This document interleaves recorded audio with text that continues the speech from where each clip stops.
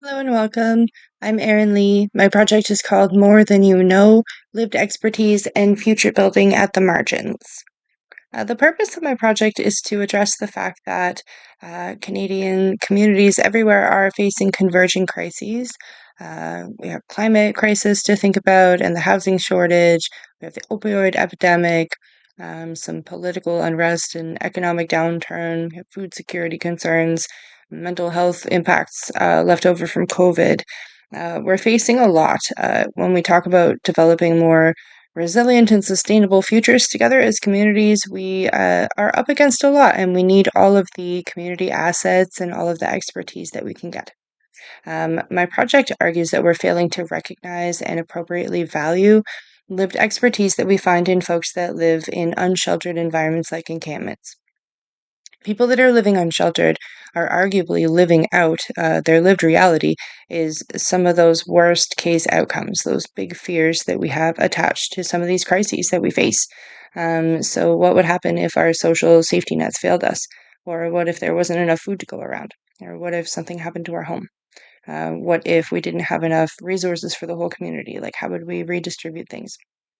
And we have these lived experts that deal with these problems on a daily basis that are not kind of invited to the table when we do that future building work. So, my project asks, what expertise do people develop in unsheltered communities like encampments? How can communities leverage that expertise for future building? And what stands in the way? So, what stops us from doing that? I obviously can't answer all of these questions because my research is still in progress, but I'm finding that I am actually surprised by the array of expert skills and specialized knowledge that I'm finding in my participants so far.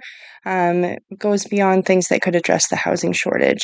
Their expertise is valuable, and we're all being kind of denied that expertise as a community asset because of the way that we stigmatize and moralize folks that live in housing precarity and particularly like visible houselessness, like encampments. My positionality is really important here because I am a lived expert. So I am a former encampment resident, and I'm also a former frontline shelter and outreach worker for many years in rural and urban places in Canada.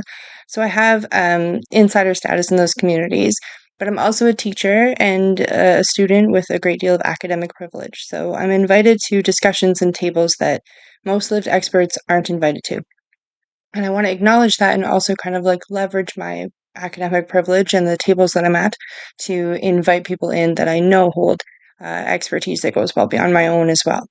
And my methodology was really deliberate here to accommodate that and to position my research participants as my co researchers and the experts in the room. If I'm talking about lived expertise, I had to make sure that I was centering that expertise throughout the project. So I did a lot of ethical consideration, obviously, and a lot of extra kind of care planning around like support and resources that I could provide so that people were comfortable and had their needs met while they were participating.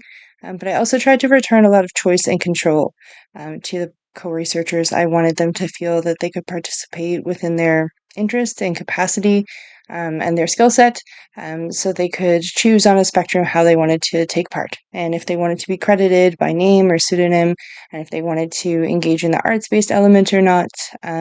Arts based element was short form video, which I chose for two reasons. It's more accessible for some of the folks that were my co-researchers that didn't really want to learn a whole lot of like research skills and take part in like transcript checking. Some folks are interested in that and others are not.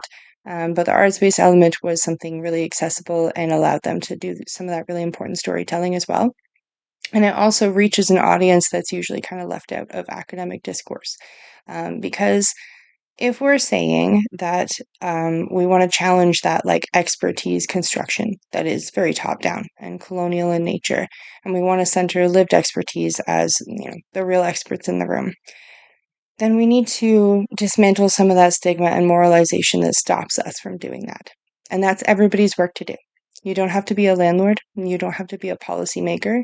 You just have to be somebody that can watch a video and hear a story and understand that there's expertise there that we're missing because of the way that we view people. And if we can change the way that we think and talk about our unhoused neighbors, we can do some of that important work so that everybody's at the table who needs to be, and we have all that expertise at our disposal when we're doing future planning together.